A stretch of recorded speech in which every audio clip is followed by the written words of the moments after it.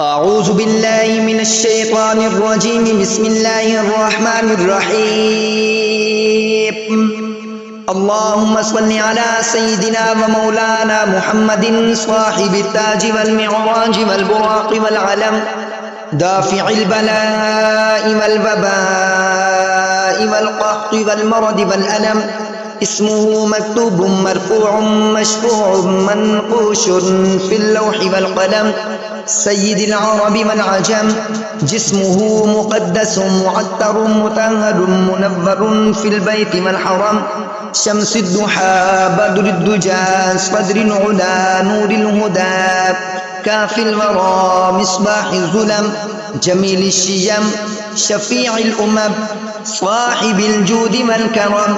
والله عاصمه وجبريل خادمه والبراق مركبه والمعراج سفره وسدرة المنتهى مقامه وقاب قوسين مطلوبه والمطلوب مقصوده والمقصود موجوده. سيد المرسلين خاتم النبيين شفيع المذنبين أنيس الغريبين رحمة للعالمين راحة العاشقين مراد المشتاقين شمس العارفين سراج السالكين مصباح المقربين محب الفقراء والغرباء والمساكين.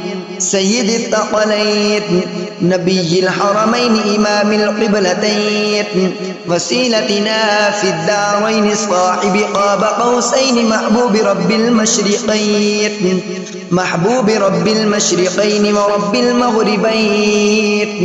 جد الحسن والحسين جد الحسن والحسين جد الحسن والحسين. مولانا ومولى الثقلين أبي القاسم محمد بن عبد الله نور من نور الله. يا أيها المشتاقون بنور جماله بلغ العلا بكماله كشف الدجى بجماله حسن جميع خصاله. صلوا عليه وآله وأصحابه وسلموا تسليما كثيرا كثيرا كثيرا. آمنت بالله صدق الله العظيم.